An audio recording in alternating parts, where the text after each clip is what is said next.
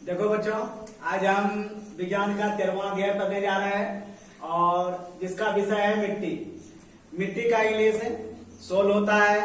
मिट्टी कैसे बनता है, मिट्टी का प्रकार क्या है, मिट्टी कैसा संसाधन है, यही सब के बारे में आज हम अध्ययन करेंगे। तो पहला क्वेश्चन है आपका, मिट्टी कैसा संसाधन है। मिट्टी प्राकृतिक संसाधन है। प्राकृतिक संसाधन इसलिए है क्योंकि ये मिट्टी अपने आप बनता है और मिट्टी हमें ईश्वर के द्वारा ही बनाया हुआ मिलता है। ठीक है। दूसरा है मिट्टी पृथ्वी का क्या है, तो मिट्टी पृथ्वी का एक महत्वपूर्ण अंग है। यदि पृथ्वी में मिट्टी ना हो तो पृथ्वी पर कुछ भी उपजेगा नहीं और कुछ भी रहेगा भी नहीं। ठीक है ना। इसीलिए मिट्टी को पृथ्वी का महत्वपूर्ण अंग कहा जाता है।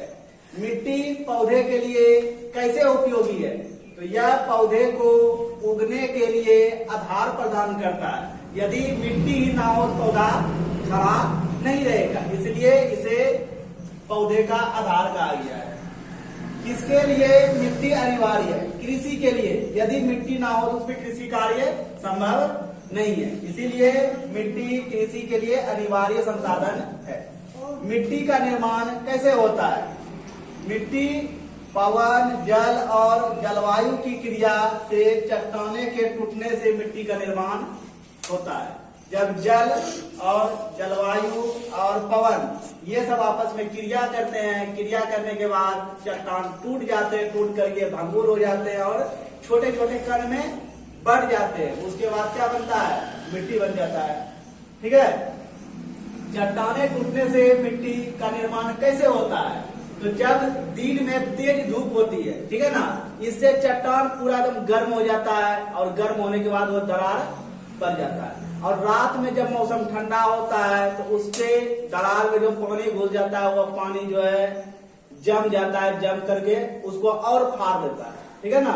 फाड़ने के बाद वह फिर टूट जाता है, छोटे छोटे कण में बदल जाता है और धीरे धीरे यह मिट्टी में परिवर्तित हो जाता है। अब ह्यूमस किसे कहते हैं, मिट्टी में उपस्थित सड़े गले पदार्थ को ह्यूमस कहते हैं। बाग बगीचे में जो पौधे तक का पत्तियां होता है या कोई भी जीव मर जाता है तो सड़ने के बाद जो पदार्थ बनता है उसी पदार्थ का नाम क्या है, ह्यूमस है। ठीक है।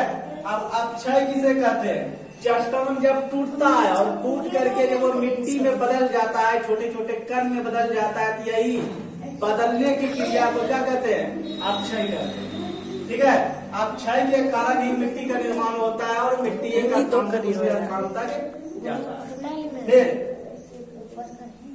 फिर क्या है, मिट्टी के प्रकार का नाम लिखे। मिट्टी ऐसे कई प्रकार का होता है, लेकिन तुम्हारी किताब में 2-3 प्रकार है, चिकनी मिट्टी, बलुई मिट्टी, दोमट मिट्टी। इतना तक किया जाए, इसके बाद कल करेंगे।